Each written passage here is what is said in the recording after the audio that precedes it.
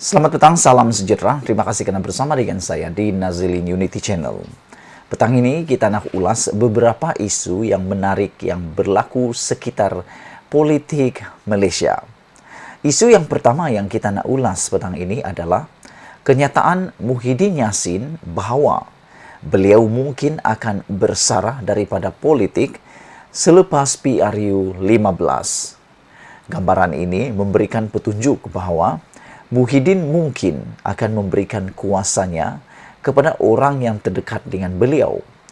Selaku Presiden kepada Parti Bersatu dan juga pengerusi kepada Perikatan Nasional, pada jangkaan saya yang akan mengambil alih tampuk kepimimpinannya ini adalah Hamzah Zainuddin. Orang kepercayaannya dan setiausaha agung Parti Bersatu tersebut. Aku fikir Hamzah Zainuddin akan menjadi pemimpin yang baik untuk menggantikan beliau. Dan bercakap tentang bersara ini, dalam dunia politik di Malaysia, saya fikir ramai orang patut memilih langkah dan meniru langkah Muhyiddin Yassin ini. Kenapa saya katakan seperti itu? Mengapa saya katakan seperti itu? Kerana pertama, faktor usia. Di Malaysia, daripada pemerhatian kita semua, kebanyakan pemimpin politik di Malaysia ini rata-ratanya berumur di atas 60 tahun. Sudah berusia, tua, dan ada juga yang kurang sudah dapat bergerak mobilisasinya.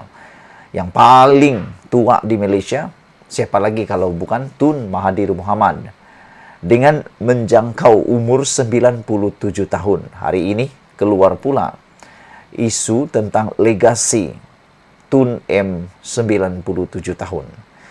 Bercakap sekali lagi tentang isu bersara ini, aku fikir ramailah ahli politik di Malaysia ini yang patut bersara bagi peluang kepada ahli-ahli politik muda yang ada di Malaysia, yang juga mempunyai kepakaran, kebijaksanaan, dan ada kredibilitinya. Selain daripada Muhyiddin yang mungkin perlu bersara bersama dengan Tun Mahathir kerana faktor usia, aku fikir orang yang perlu sangat bersara adalah Zahid Hamidi. Kenapa? Kerana Zahid Hamidi perlu terlebih dahulu menyelesaikan masalah tuntutan ataupun kes mahkamah sebanyak 87 kes tersebut. Selepas sudah selesaikan kes itu, bolehlah kembali semula menjadi peneraju, pengemudi nahkoda kepada Barisan Nasional dan khususnya juga Parti UMNO.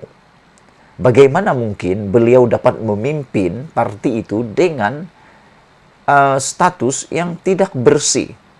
Status tidak bersih kerana belum selesai kes mahkamah tersebut.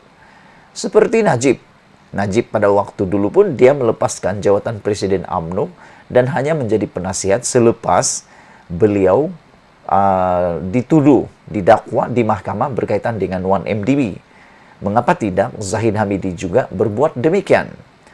Walaupun kelulusan ROS sudah diumumkan bahawa permohonan UMNO untuk memindah perlembagaan UMNO, pemilihan UMNO sehingga 6 bulan selepas PRU, dan agak lucu apabila Zabudin pernah menulis, beliau kata, kalau macam begitu, sampai kiamatlah baru ada pemilihan UMNO.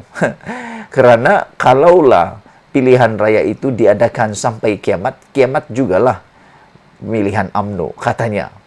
Ada kebenaran di sana kerana walaupun dalam perlembagaannya 3 tahun perlu ada pemilihan, tetapi selagi PRU belum diadakan, bermaksud mereka tidak perlu membuat pemilihan. Jadi kalau begitu, kesimpulannya 5 tahun sekali. Kan? Lebih kurang begitulah pemahaman saya. Bercakap tentang persaraan Muhyiddin ini, beliau memberikan bayangan bahawa beliau bersedia untuk bersara daripada politik selepas PRU 15. Pada pendapat anda, patutkah Muhyiddin bersara atau tidak? Pada pendapat saya, Muhyiddin perlu mencari, kalaupun dia benar-benar mau bersara, dia perlu mencari pemimpin baru yang dapat menggantikan beliau bagi mencukupkan persaingan politik di Malaysia. Kerana bagus juga ada Perikatan Nasional yang kuat, ada pilihan baru untuk rakyat. Ada Pakatan Harapan, Perikatan Nasional, dan Barisan Nasional. Bila tiga gabungan ini ada, bermakna kita akan ada persaingan yang sehat. Bila ada persaingan yang sehat, ada pilihan yang baik, maka parti-parti gabungan ini akan lebih bekerja keras. Dan akan lebih mementingkan pencapaian. Kerana kalau tidak, mereka akan dihukum oleh para pengundi dan rakyat sendiri. Muhyiddin yang juga ahli Parlimen Paguh berkata, jika bersara, dia ingin berehat dan meluangkan masa dengan keluarganya. Inilah yang bagus. Ini bagus. Mungkin penggal akhir. Lepas itu berehat sahajalah di rumah. Duduk di rumah dengan istri, cucu-cucu. Ramai. 8 orang anak-anak, kata Muhyiddin. Selain daripada tugas yang sibuk, Muhyiddin pun kamu tahu. Semua kita tahu Muhyiddin pernah dan masih lagi berjuang kanser. Jadi amat sesuailah beliau mengambil keputusan berehat secepat mungkin. Mungkin sudah sampai masa, tapi mungkin juga kalau keadaan mendesak dan memerlukan, insya Allah kita akan fikirkan perkara itu, kata Muhyiddin. Dipetik Free Malaysia Today. Bagaimanapun, katanya, ia tetap bergantung kepada keputusan yang dibuat oleh pucuk pimpinan bersatu. Muhyiddin merupakan Perdana Menteri ke-8 dan dilantik ke jawatan itu susulan langkah Sheraton yang membawa kepada tumbangnya kerajaan PH.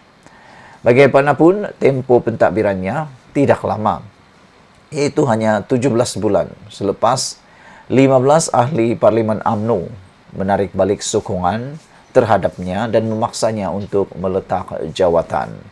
Jadi Muhyiddin adalah rekod Malaysia menjadi Perdana Menteri tidak melalui pilihan undi oleh rakyat. Muhyiddin juga rekod untuk Malaysia menjadi Perdana Menteri paling cepat letak jawatan. Hanya 17 bulan. Tun Mahathir 12 bulan. Jadi ada sesuainya juga, ada kebaikan, ada keburukan, Muhyiddin letak jawatan. Bagaimanapun, aku tinggalkan kamu semua dengan kata-kata ini. Baguslah semua orang yang sudah tua-tua, terlampau tua itu, bukan letak jawatan, bersaralah. Kerana ada banyak perkara lagi yang boleh Anda lakukan selain daripada politik. Nikmatilah hidup selain daripada politik, kerana di luar sana ada banyak lagi perkara yang lebih penting, lebih baik daripada politik. Malaysia kita punya, kita jaga sama-sama. Kita jumpa lagi. Bye-bye.